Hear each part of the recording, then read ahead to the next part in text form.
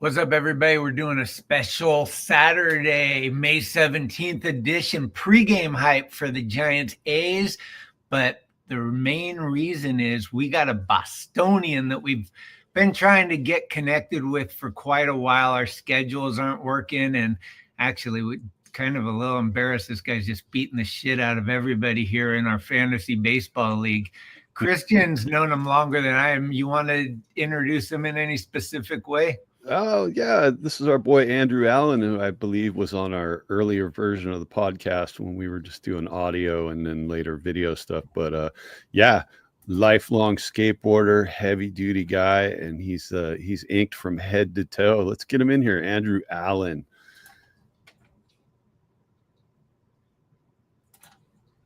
There he is. What's up, boys?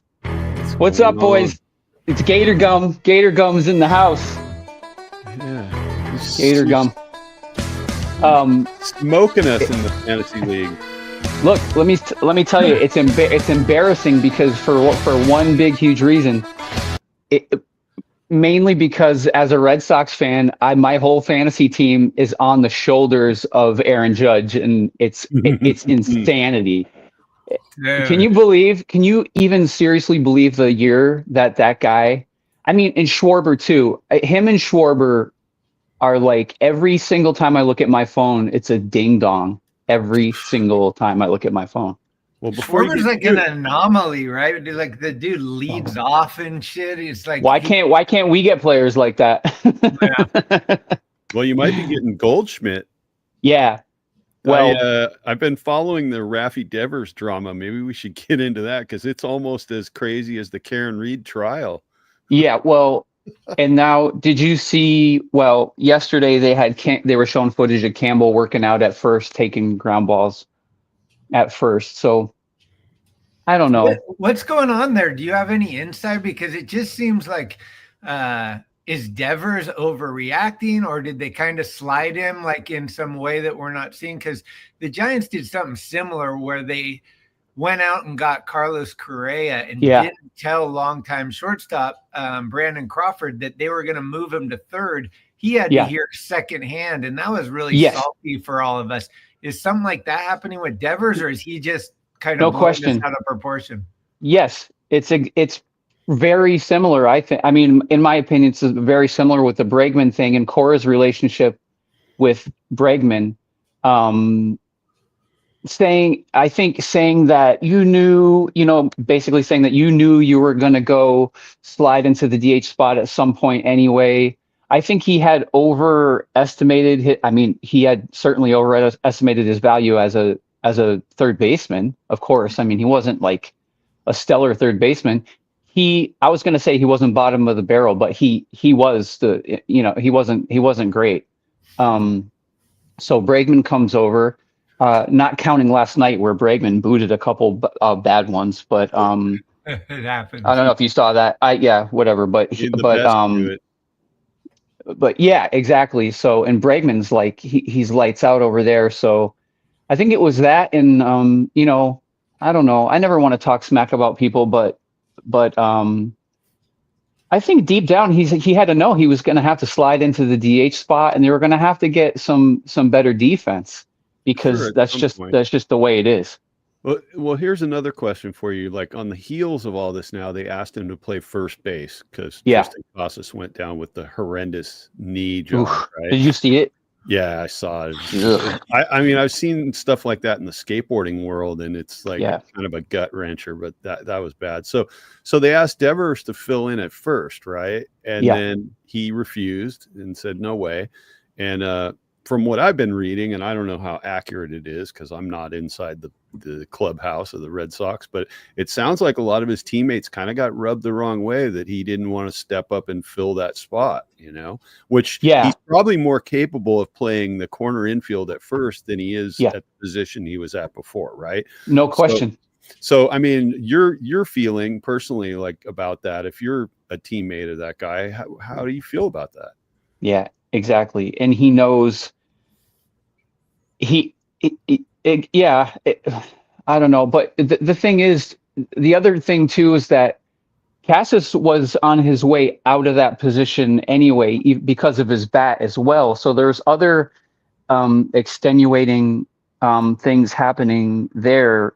It looked good on paper, and he kind of had a couple of breakout games where you thought this Cassis, that he was going to come in and step it up, but then he kind of went back down. But yeah, I'd be pissed. And also, we have I don't know, arguably the most talked about or buzz around farm system in baseball, with Roman Anthony and all these other guys trying to break in. You got Solgar playing first last night. So, and they have Campbell taking grounders at first, which means they're kind of playing chess there in the outfield with Rafi and Rafaela it's just a Cheater I would Downs, be right? Exactly. And I think I would you have to be I think it's not like a David Ortiz. Obviously it's not like a David Ortiz situation where it's like, he's a jolly guy and you let some things slide. I think that it gets more caustic. You know what I mean? Mm-hmm. It's not all that's the thing. It's like with the Red Sox right now, like we're sitting here, like there's ups and downs. Duran hits a triple and steals home, and everybody, I can't sleep the whole night. I can't sleep. I'm so jacked up. And then we get like, we put maybe 3 together, but and the new city connects come out and stuff, but we just need W's, man, and it's getting aggravating because I don't know what you guys think from the outside looking in, but this team should be at least 5 or 6 games over 500. I really believe that, and I don't think that's homerism. Do you think that the internal drama is affecting the play on the field?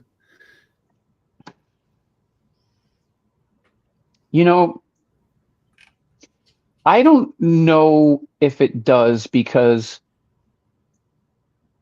you could see I think when I'm watching games, or just the feeling even around the park, is that Bregman has really taken over leadership of the team. Okay. You know what I mean? And Rafi, everybody, it's kind of one of those things where it's a given. Everybody knows what Rafi's going to be like. Everybody knows what Rafi's going to do. Obviously and that's the other thing too. Like he's making all this noise. He's being childish and all these different things. But all the while he's doing that, he's hitting out of his mind. Yep. So it's kind of a weird situation, Yeah. See, in San Francisco, like when we got Adames this year, right? Adames' bat is only just now starting to heat up, but the presence that he brought, both as a veteran player, but also as almost like a cheerleader and a clubhouse guy for everybody else. Right. You can just see the difference in the way the whole team carries themselves. And you can see there's a different clubhouse culture, So I don't know how much Bregman brings to that in Boston, if he's kind of that guy, or is it just, like guys are kind of waiting for the dust to settle? I mean, I don't know. The rumor right now is they want to ship him to the Yankees, right? They want to ship Devers out to New York and bring Goldschmidt in to take over first base, which I don't know how you feel about that. I feel like that could be a win-win for Boston, right? It could be. And I like Goldschmidt, but I don't know. I don't see it happening. I think I see things calming down. I think I see it calming down. Okay. Because the Red Sox aren't going to trade with the Yankees. That's they have in the past. Dude, Devers' contract is a albatross, right? Yeah, it's a beast. It's a beast. It's on a 1-year deal with New York, so it's kind of like they could cut their losses. But like you said, Devers is a big bat to have in your lineup, so it's that's a tough one to dispense with. The question really is, does he want out? Right. I think that to answer your question, I think Bregman is that presence, and it's weird because when you watch players like Campbell, I mean, the guy's a rookie. I don't even really think of him as a rookie anymore. You know what I mean? When you're watching him play.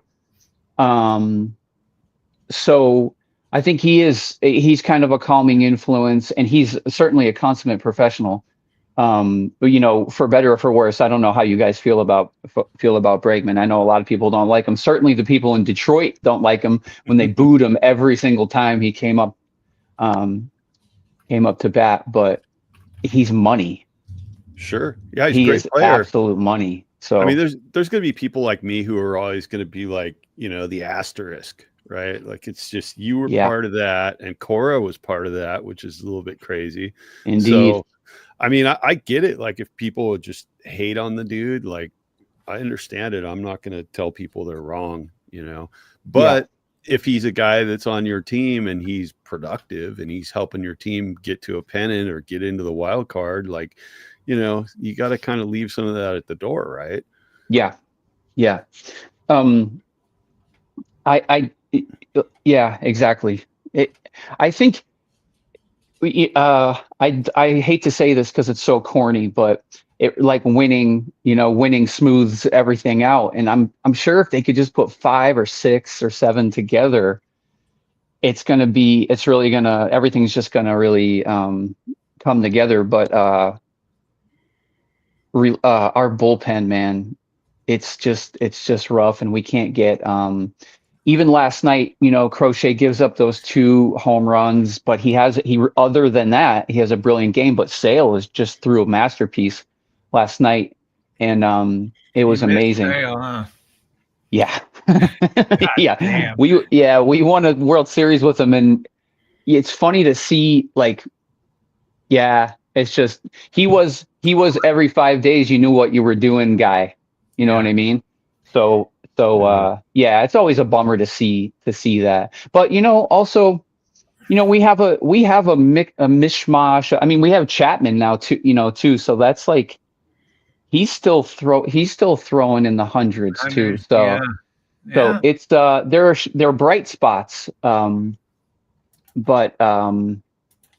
overall, it's Houck exploded the other day. He just melted down. So he's on my fantasy team too. Yes, he is. I know he is. That other day I was thinking about you. I was like, oh geez, here we go. Dude, 9 runs. I was like, 9 runs. The projections on that guy before the season were that he was just going to be nails, right? And I was like, how can I go bad with this guy? And the Yahoo, the analysis that was saying, like, here's the people you should go after. He was one of the guys that was at the top of the list. And then I saw, what was it? He gave up something like 12 runs over 2 games. I don't even know what it was. It was like, oh no. Yeah, it was pretty gnarly. Yeah, he melted down, and he didn't know where that ball was going. I would have hated being in the box, stepping in the box with him with that fastball, not having any control over it. So scary. Do you think he's hurt? Part of his dominance. I think he's hurt. Yeah, okay. He has to be, because he's he's a spot guy. He's got he could spot up every one of his pitches, especially that, whatever you call it, the sweeper. He could throw that for strikes. So if he's not, there's got to be something. Yeah, definitely. I think there's something wrong there for sure. Yeah, and guys are, they'll play hurt just because they want to be on the field. They want to help the team win, and a lot of times it's like to the detriment of the team when a guy's just got something that, even if it's just like Sale did that too to us. Sale did the same thing with us. Yeah, and I was going to say, he shouldn't have pitched. Yeah, he shouldn't have pitched for half of the year. Yeah, I mean, you guys don't have him anymore, and the peaks and valleys in his career are insane. Yeah. He's either like the best guy on the planet or he's horrendous. Yeah. So I can understand why Boston was like, that one season he had there was terrible, right? Yeah. So, and then, the other thing too, and you're going to say, oh, this guy, he's making excuses, but like AL Cy Young, Skubal, and then NL Cy Young, Sale. So we're facing this pitching that's just like bananas, like back to back, like seeing these lights out arms. And hopefully I don't know, I have Giolito going today, who I have a very a very good feeling about. So yeah, we'll do good tonight. So yeah, there's teams that I mean, like the Cincinnati Reds, for example. I mean, yeah, they got a lot of issues, but their starting pitching when the Giants went up against them, Hunter nails, Green is just filthy, nails. and yeah, and Lodolo. I mean, Yeah. I saw that guy pitch live, and it was like, Oh, you did? Yeah, I went to a Yeah. game with Greg and our buddy Curtis from Sacramento, Nice. and it was oh God, it was the debut of the new horrendous City Connects. And yeah, yeah, you don't Landon, like Landon Root just barely got out pitched. He was pitching a hell of a game too. It ended up being a 1-0 loss for the Giants, but Lodolo was, I mean, I couldn't even understand it. I was sitting all the way up in the third deck watching, and I'm just like, these guys are swinging through everything. Yeah. Like, it just, whatever it was, whatever his deception was, they couldn't see the ball all night. Right. And he pitched into the 7th, right, Greg? Was that Lodolo that night? I think so. Yeah. Yeah, it was nuts. So there's a lot of that on, around the league. There's teams that just have gnarly rotations. And then you have the Dodgers who can't keep anybody healthy. And I think Kershaw is actually back today because that's how far they've gone with losing. You saw that Allison picked up Kershaw? No. My wife picked up Kershaw. I said, honey, that's a little bit of nostalgia there. She said, no. He's gonna be good. He's gonna be good. So we'll see how that works out for her. The Dodgers have been struggling, man. It's crazy. Yeah, they're squabbling a little bit. The one thing about Kershaw that might be to his advantage is nobody's really seen much of him the past 2 seasons. Yeah, right. Exactly. And he's still got that curveball that just, I don't know. What is it, 74 miles an hour or something, that big arc. It's almost like an eephus pitch, right? Yeah. And, yep. Nobody can hit it. We have do you guys know Joe Gruber? Yeah. I text with him. He's a big Dodgers fan, so I gotta call him out. I gotta text him and make some fun of him. He's coming he's doing the tour where you see the baseball to do every park in the country. Cool. On one trip? No, not on one trip. Like, but he's going to Yankee Stadium and he's going to see the Mets. So, nice. So he's doing that as a Dodgers fan. So, we're going to Detroit next week and then taking the train to Chicago. Oh, that's awesome.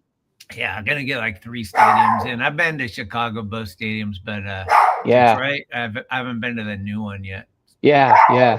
I have I'm getting some surgery done on June 3rd, so I'm going to be laid out for like a month and a half. So I'm just going to be MLB package, like constantly watching all the games. So I'm excited to do that, and that's one of the things that's cool about fantasy is that kind of opens the whole league up to you. Yeah, you get to learn a lot of players, especially like for me, I was a National League only kind of for a long time. Once the baseball world opened up, like we're playing everybody, I'm learning a lot about, like, obviously, the stars, but like the backup or like the middle grade player and stuff. Yeah. I wanted to ask you though, you mentioned the City Connects. How did those go over? Because I know it's a big tribute to the Green Monster. Yeah. And the font looks decent enough. Like, were people stoked? Or it seems to me that most cities really, I don't get, like, if the idea is to fuck it up intentionally, but like, there's a lot of really bad ones. The Red Sox one didn't hit me as like great or bad. It kind of just came in like middle ground. But what was the reaction in Boston?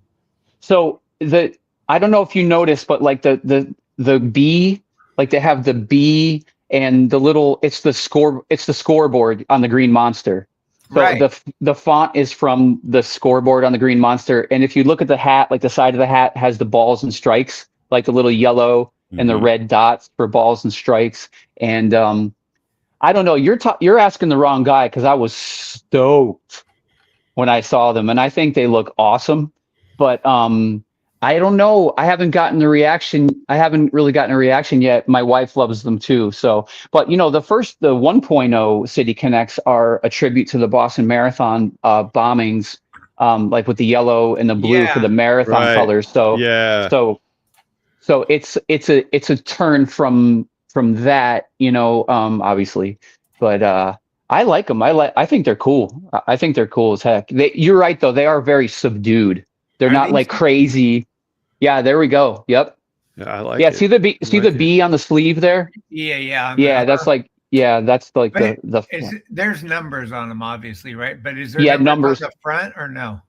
No numbers on the front, just numbers on the back. Numbers on the back, no names. I mean, I would take this all day over ours. Yeah. And it's a good touch. Like the green, obviously, tribute to the green monster. And let me tell you, I hate to say this to any Chicago people out there, but Fenway is my favorite ballpark. There we go. Next to ours. I love Wrigley, but Fenway it was a weird, almost like when you go to Sedona, you just feel this weird energy that just makes you feel happy and like nostalgic about so much. I love and we sat up on the green monster and a home run really close to us. That's there was awesome. just a lot of good vibe out there. So I think it's a really good touch and they didn't overdo it. I say underdo it over overdoing it. Oh, always. If there's a chance that you might be overdoing it, step back a little. That's my philosophy. Yeah. Allison went to opening day this year.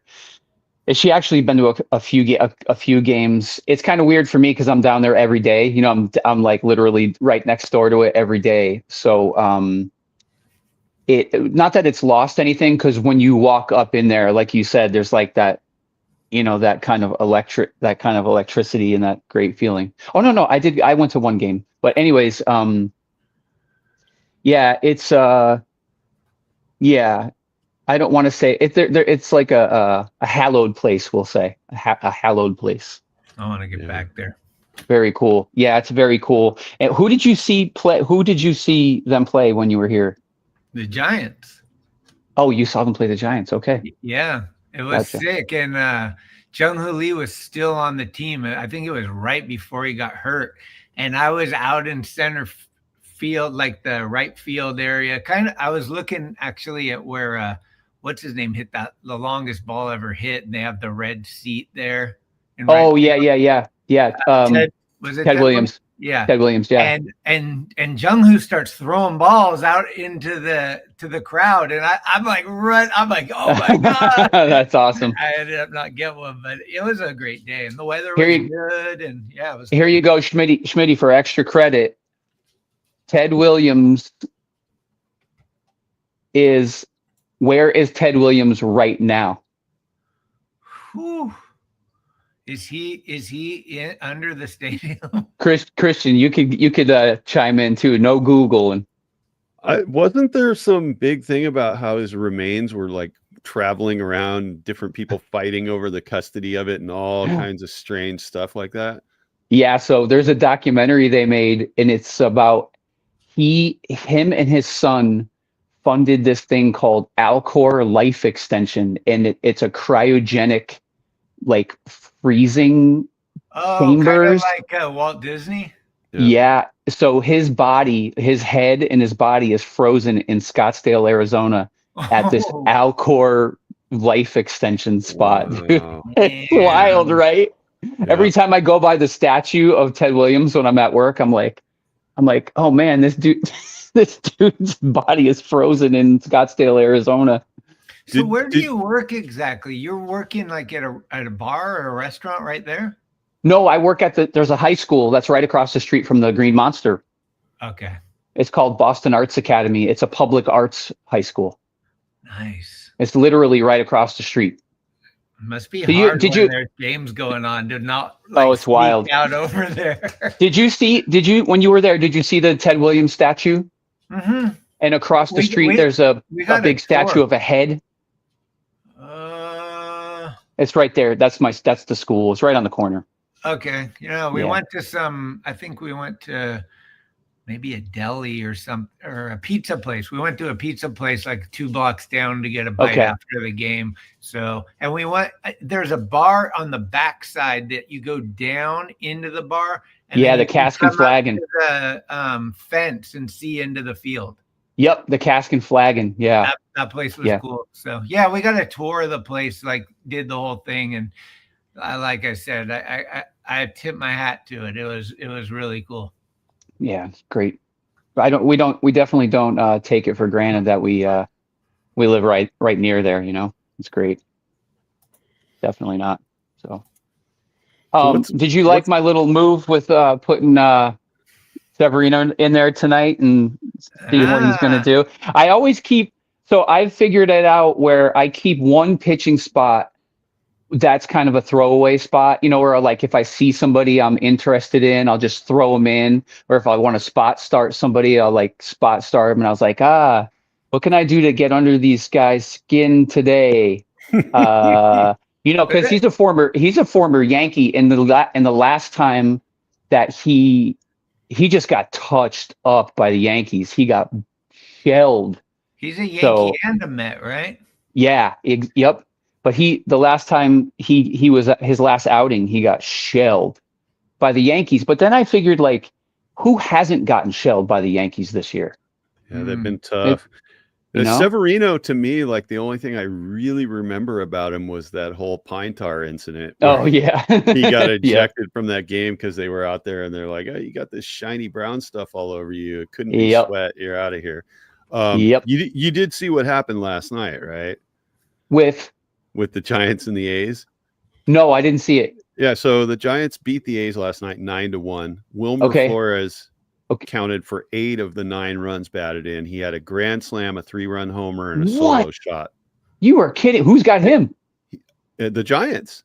No, who's Yeah, I don't know. Oh, who's got him? I don't know who got him, but a guy that we follow on a different streaming channel, he's been banging the Wilmer drum since the off season, and he's like, this is the guy, and we were all sort of thinking like Wilmer was done, right? Yeah. I'm sorry, can you read the line one more time?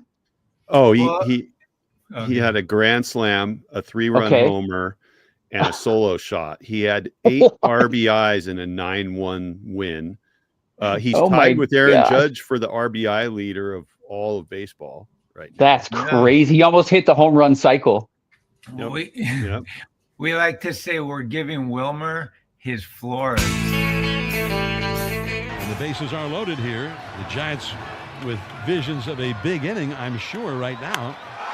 Hammered to left. Backside of Shum. Looking up. Out of here. 2-1 the count. Deep. Left center field. And off the glove and out of the ballpark. 10th time in his career that he's had multiple home runs in the same game. High fly ball to left. Hit deep. And out of here. He's done it again. Raking. Right? And almost all in the identical spot. Right. Like, there were fans there. You had an opportunity to get 3 home run balls. It looked like none of those people had a glove right there. So wow, bad. But yeah, it was pretty insane.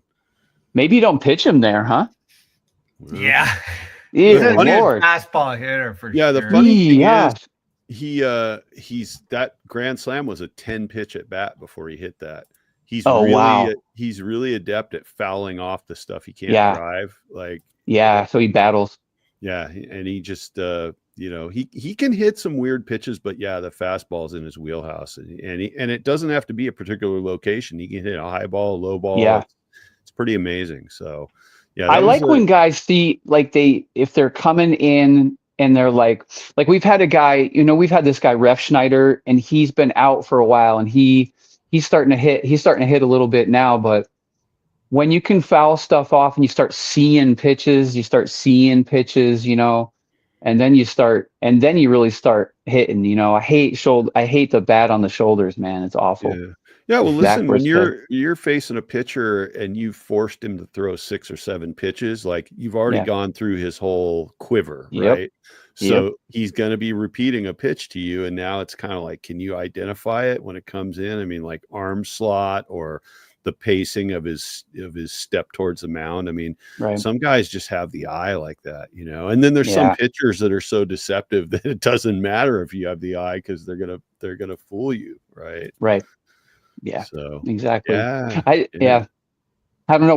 We talked about this before on the other pod when I was on here before, but I really do miss, like, I mean, just because it was with the Red Sox for so many years, but I miss seeing a knuckleballer every once in a while, you know?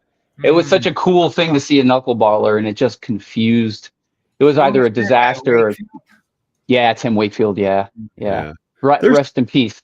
There's a handful of guys that throw a knuckle curve these days, you know? I mean, but it's not common. And I mean, I think it's fairly successful as long as you're mixing it in with some other stuff, you know. Wakefield was amazing because that's all he pretty much threw was a knuckleball. Nobody could hit it. It was ridiculous. It's kind of like the same thing when Kent Colvey was pitching for the Pirates all those years ago. And his sort of sidearm, underarm pitches, it's like what we got Tyler Rogers, but I think Kent Colvey was just so dominant. It was ridiculous. Nobody could hit it, you know. It's like the knuckle the knuckle scraper. Like that, like crazy delivery. It's so wild. Did you guys see the A's backup catcher Johnny Pareda strike out Shohei the other night? No, I didn't see that. That's awesome.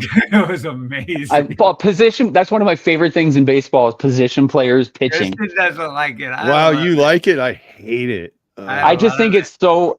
It just screws hitters up so bad. It's like their timing is just so messed up by it. Every team now start bringing in like a field guy to face Ohtani. Yeah, crazy. That would work. The one, I think what soured me on it the most was Mike Yastrzemski when they had him do it. And he gave up something like 6 hits, and it was just like, oh man, you know, like, And then we had the Panda. He pitched what, like, that's right, 2 perfect innings. I mean, that's right. Let Pablo pitch. You had the Panda too. Yes, we did. Yeah, for a hot second there. Yep. Yeah, we did. I don't think he realized how tough Boston is a city to play in, because he got all this love showered on him in San Francisco all those years. And everybody, he was like a fan favorite, man. Yeah. And then he did hear it first, but right. And then he goes out to Boston, and that one swing, his belt broke, and it was like, dude, he got heckled so hard. I mean, and unfortunately for him, you know, that was like a viral highlight. Like, did you see this? His belt broke. Oh yeah, so fat, you know. And I think when he went out there, he got a rude awakening. Like, ooh, they're hard on their own guys here. Like, I don't know. Yeah. And then he ended up back in SF. So, for free. I tell people I had done this thing it's almost about a year ago now, where I fasted my eyes and I fasted my ears from social media, from all major media and all these different things. But when baseball came up, I obviously love baseball, so it's kind of a non how should I say it? It's okay for me to be involved in watching baseball. And anyway, so I leave the sports radio on for my cat when I go to work. So the sports radio is always on, and I've had 2 cats that are really they really love it, the sports radio, you know, because they're always yelling and screaming here in Boston, this market in like New York. I don't know if it's like that there, but sports radio is like outrageous. Like they're just calling for, like, with the Rafi thing. Like if I was like, I want to know about what's going on with Rafi, it's just this click of the dial, and they're definitely talking about it. You know what I mean? For sure. So that's how I've been keeping up with that stuff. I've heard everything though. It's funny that you were talking about that Yankees trade thing, because that's literally what they were just. They're literally what they were just talking about. But there's so many different options that, like I said, with Campbell going to first, and somebody bringing somebody up from the farm and switching some stuff around, and Ref Schneider coming back. Yeah. So anyway, if the Yankees are willing to trade Goldschmidt, the Giants should offer him some pitching, and we should do this. You know what? Our biggest thing this year, though, is like under the radar is Navarez from the Yankees. That guy is money. Oh, nice. He's unbelievable. Such a good catcher. He's like one of the best defensive catchers in the American League. His bat is wild. He's awesome. Cool. So, yeah. Huh. Yep. Great stuff. Yeah, that's what our catcher is lacking is the bat right now. So Bailey is probably the best defensive catcher in the league in terms of pitch framing and throwing guys out. I mean, he really is. But man, his bat has been so bad. And the thing is, like, I don't know how you feel about switch hitters, Andrew, but like, you know, his splits from the right side are atrocious. But yet they insist on him batting right-handed against left-handed pitching when he can't hit right-handed, whether it's a lefty or a righty. It's like, dude, just stick to the left side. You're way better. Side. It's such a few. I feel this is how I feel. There are only a handful of switch hitters in the history of baseball whose numbers stack up equally at both sides of the plate. And I know guys like to have that in their bag, even to just spot, even to DH or to get up against a reliever or use as a chess piece in a game. But yeah, exactly. It's not working out. I feel the same way. Only a handful of hitters that I can think of. It's rare. It's definitely rare. Definitely rare. Yeah, I think the problem is that the analytics convinced everybody that they need to go lefty righty all the time, and so if you're a switch hitter, you stay in the game, right? It's like there's so many people. Lamont Wade's a good example. He can hit left-handed pitching really well, and they take him out because he's left-handed. And it's like, I don't know. I think if at some point people just kind of backed off on that and looked a little more at like how they do instead of just like, oh, you're righty, you're lefty, maybe some of these guys that aren't as good on one side would just stay true to their good side. Yeah. And the Giants this year, their stats actually disprove the theory that you want opposite-handed, because the bulk of the Giants players are right-handed batters. They do terrible against left-handed pitching. Am I right, Schmitty? You look at the numbers, it's like it doesn't make any sense. It's the reverse. So like it's the Billy Bean pendulum. They took it way too far in this decade, and now it's swinging back, and it's going to go too far in this direction. And it has to, they can't level it out. They did light up JP Sears yesterday, though. At least Wilmer did. That's true. Apparently, Wilmer lit up everybody yesterday. It looks like. Yeah, he basically was a buzzsaw for the A's pitching last night. So we'll see what happens against your boy Severino today. Yeah, let's go. That's my guy tonight. What's that guy's deal? Is he still just a heat thrower? I mean, because that's what I remember from his Yankees days was he was high 90s, didn't mess around with a lot of movement. He's just like basically just pounding the zone with fastballs, right? Heat, and I think he's just trying to get back into some sort of starting shape, but. When you refer to that starting shape with a team like the A's, I think you're maybe talking about a different level of I don't know, whatever. God love him.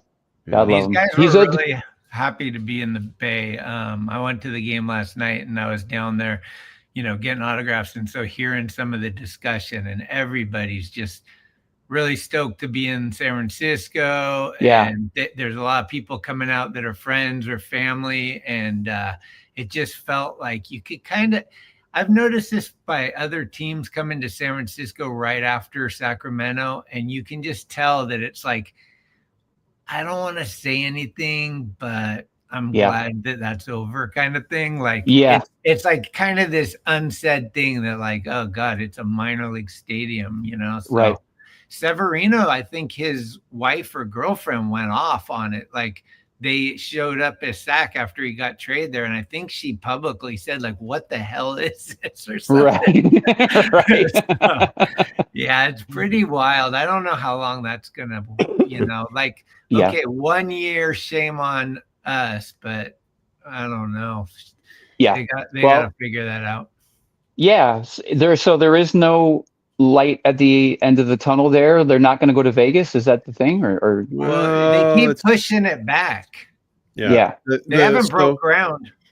The stadium is all, all the artist conception of what the stadium's supposed to. It's all been drawn out. They have the location where they knocked down a hotel. Like within 24 hours earlier, there were guests in this hotel gambling and drinking and all that stuff. And they just went around the hotel and said, "Hey, everybody's got to be out by 8 o'clock tomorrow morning because this place is being demolished." What? Yeah. That's crazy. The Flamingo, which I've actually been in the poker room in that casino years ago, and like, wow, I've been inside that place, and it was like they just knocked it flat, right? And then but the thing is, like Vegas, they don't want anybody who lives in Vegas to have to foot the bill. They want it to all be paid for by John Fisher and whatever consortium of investors and stockholder, whatever it is. And I think there's more friction than anybody really wants to say.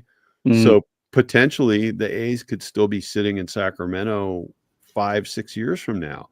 And then, I talked to my uncle who lives out in Loomis, which is east of Sacramento, and he goes to a lot of River Cats games at that stadium. He said that it's about 50-50 in Sacramento. About 50% of the people in Sacramento want Sacramento to build a stadium out by the old Arco Arena where the Kings used to play. Because at one point they were actually digging a hole for one. They were going to build a big baseball stadium out there, and then they abandoned it. The other 50% don't want anything to do with the A's and wish they never came there to begin with. So, and I know that, to their benefit, the Giants organization last night at the game, they have a section called the 415 in Oracle Park, which is 415 is the zip code or not the area code for San Francisco, right? Well, they kind of dressed up part of it and made it the 510, which is the East Bay area code. Oh, that's cool. Last night for the Oakland That's people. nice. And I guess a lot of the Oakland fans that showed up last night were like, "This is our home yard now. Like we don't Sacramento's junk. This is our home ball." That's a class move. Yeah, doing that. That's cool. Well, that's pretty cool. I think that everybody in the Bay Area was just like, "This is the worst thing ever," because at one point they were talking about Oakland wanted to take a section of the Jack London waterfront and build sort of a mirror park to Oracle in Oakland. Yeah. Which would have been great to revitalize the city, and it would have brought a lot of people downtown. It would have been good for Oakland, and instead Oakland just gets the short end of the stick, just like with the Raiders and just like with the Warriors. Yep. Like they got moved out, and now there's nothing but the Oakland Roots, a soccer team over there that's trying to build a, somewhat of a fan base and everything. But it's just not the same as having the NFL or the MLB or, NBA. It's just not the same. Yeah. That's too bad. But that sounds like a class move by the Giants to do that. It's pretty cool that they did that. Yeah, symbolic, but still, it's giving a little, I don't know. It's just letting the A's fans know, like, you're always welcome here, and we miss you, basically. So right. Yeah. Right. Yeah. Cool. So what's going on in the skate scene out there? Well, Orchard, the shop, the Orchard's the big skate shop out here in Boston. They're having a big skate jam tomorrow. Cool. Which should be pretty cool. Let's see. I saw Don Revere House, right? Yeah, it's in the North End. Yep, exactly. Yep, it's in the North End of Boston. Yep. I saw Donnie not too long ago. I ran the skateboard intercession at my school, at the high school. So I had Donnie Barley come and hang out and talk to the kids and everything like that, which was super fun. Right. Yeah, it was cool. Yeah, seems very like he's cool. Doing good. Yeah. Donnie? Oh yeah, Donnie's the best. Donnie is the best dude. Ripper. Yeah. Yeah, big time. Do you ever cross paths with Chris Sedition, the past participle guy? I mean, I know you're off Insta now, but yeah, I really don't. It's funny. I've met him a few times, and every single time we've skated together, it's been like unbelievable, like hugs, high fives, like great.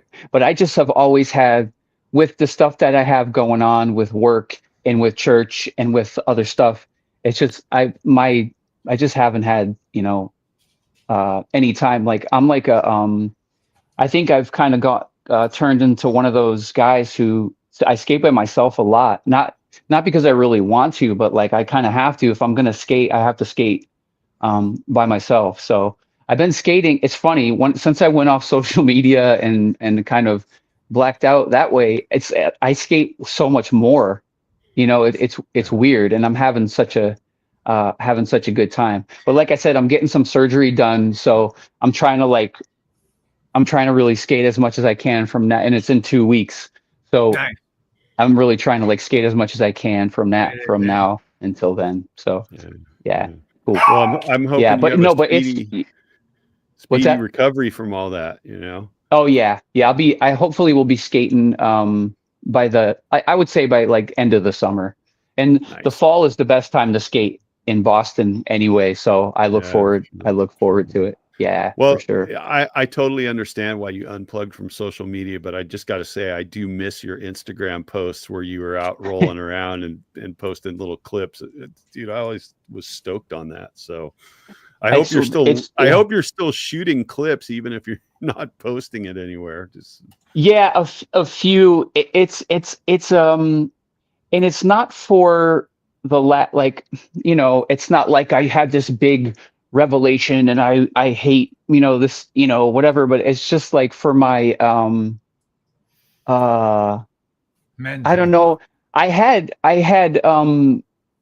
convert, just to be really transparent. I had converted to, Orthodox Christianity, this past 2, Holy Saturdays. I was chrismated into the Orthodox Church.